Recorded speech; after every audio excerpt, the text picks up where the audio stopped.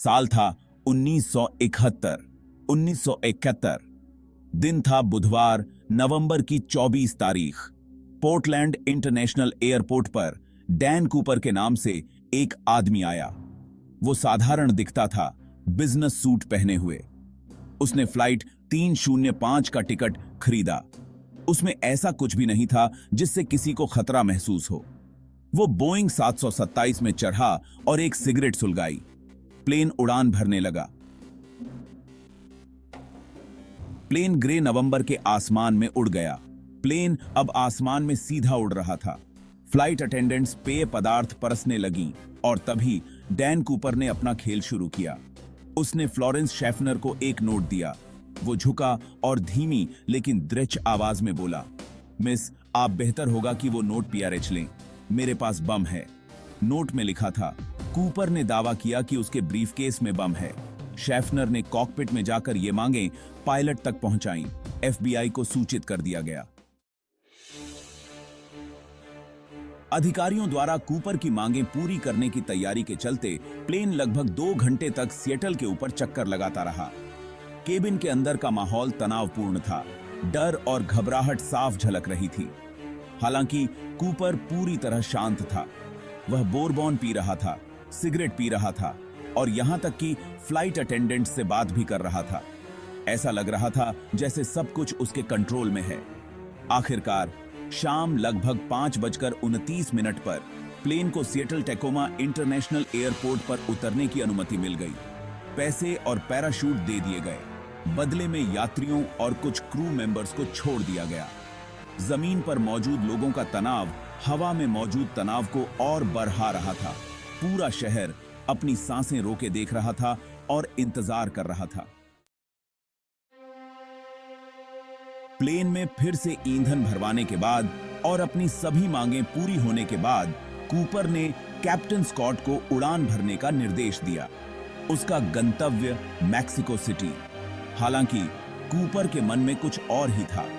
रात लगभग 8 बजे दक्षिण पश्चिम वॉशिंगटन राज्य में लुइस एमोट नेशनल फॉरेस्ट के ऊपर कहीं कुछ असाधारण हुआ।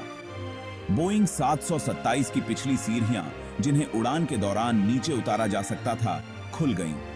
पायलटों ने दबाव में बदलाव महसूस किया। वे समझ गए कि क्या हुआ है। डीबी कूपर अपने साथ $2 लाख और पीठ पर बंधे पैराशूट के साथ रात के अंधेरे में कूद गया था और अमेरिकी इतिहास के सबसे हिम्मती और चौंकाने वाले अपराधों में से एक की शुरुआत हो चुकी थी। भाग 5। तलाशी शुरू। आसमान और जमीन पर सुराग तलाशना। कूपर के भागने की खबर जंगल की आग की तरह फैल गई। अमेरिकी इतिहास के सबसे बड़े तलाशी अभियानों में से एक शुरू हुआ। स्थानीय कानून प्रवर्तन और हजारों स्वयं सेवकों की मदद से एफबीआई ने प्लेन के उड़ान मार्ग के नीचे आने वाले विशाल जंगल की तलाशी ली। उन्होंने पैदल, घोड़े की पीठ पर और हेलीकॉप्टर से तलाशी ली, इस उम्मीद में कि उन्हें भगोड़े का कोई सुराग मिल जाए। अधिकारियों के सामने एक मुश्किल काम था। इलाका ऊबड़ खाबड़ और बेहद कठिन था, जो घने जंगल से ढका हुआ था और जिसमें गहरी खाइयां थीं। मौसम भी खराब हो रहा था। बारिश और बर्फबारी ने तलाशी के प्रयासों में बाधा डाली। दिन हफ्तों में बदल गए। हफ्ते महीनों में। कोई पता नहीं चला। रहस्य और गहरा होता गया। भाग 6। पैसों का सुराग। फिरौती के पैसे मिलना और उम्मीद की एक किरण। 1980 में अपहरण के 9 साल बाद एक चौंकाने वाली खोज ने जांच में नई जान फूंक दी। ब्रायन इंग्राम नाम का एक युवा लड़का वॉशिंगटन के वैंकूवर से लगभग 9 मील नीचे कोलंबिया नदी के किनारे खेल रहा था।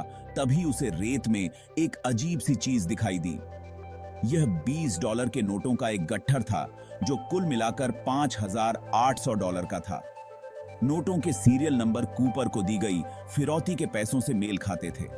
इस खोज से जांच में एक नई उम्मीद जाग गई।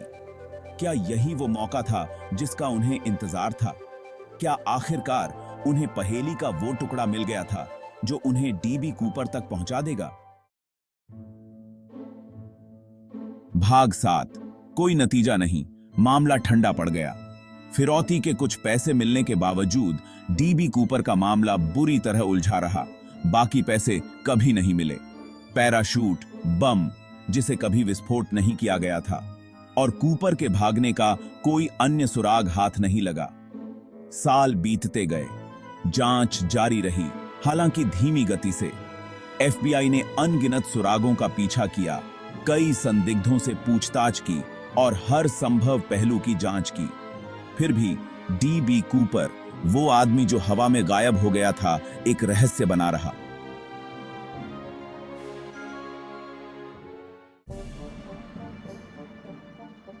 भाग 8। अटकलों का बाजार, गरम अटकलें और कयास ही कयास। ठोस जवाब न मिलने से इस मामले को लेकर लोगों की रुचि और बरहा छिड़ गई। कूपर की पहचान और भाग्य को लेकर अलग अलग तरह की बातें होने लगीं। कुछ लोगों का कहना था कि वह एक अनुभवी स्काई डाइविंग एक्सपर्ट था, जो उसके भागने के तरीके से साफ था। दूसरों का मानना था कि वह एक नासिक था, जो कूद से बची नहीं पाया होगा, उसके अवशेष जंगल में कहीं खो गए होंगे।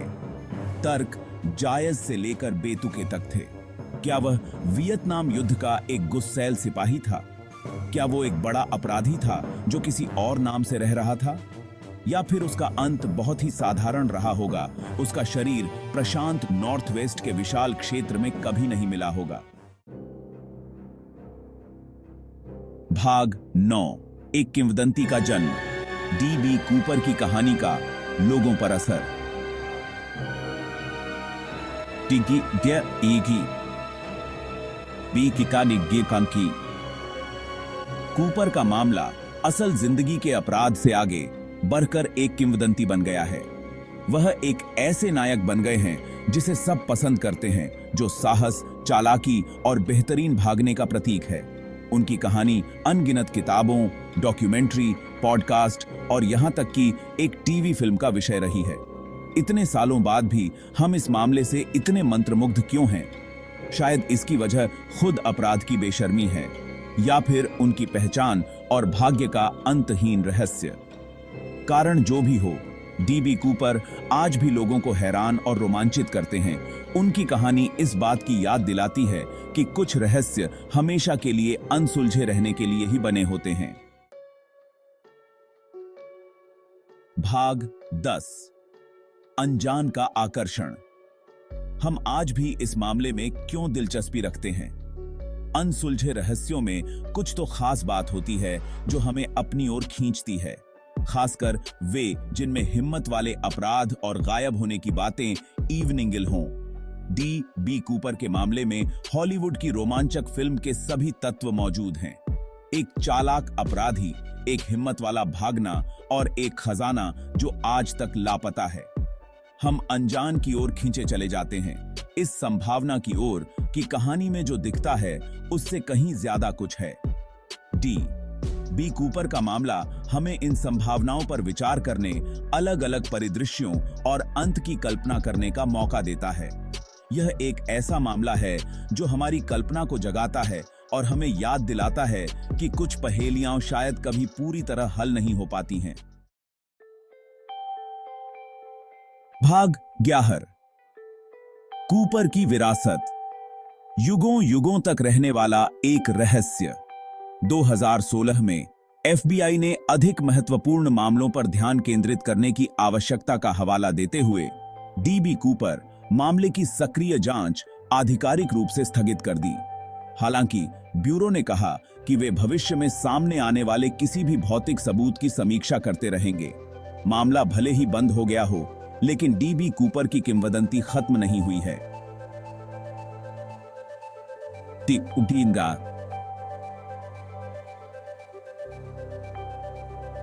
कूपर की विरासत एक स्थायी रहस्य की है।